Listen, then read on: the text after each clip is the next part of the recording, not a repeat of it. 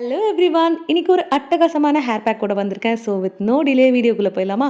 இது செய்றதுக்கு first mixie ஜார்ல 1 டம்ளர் அளவு உளுந்த ஓவர் நைட் சோக் பண்ணி வச்சிருக்கேன். இப்ப தண்ணிய வடிச்சுட்டு அந்த பருப்பு மட்டும் சேர்த்துக்கலாம்.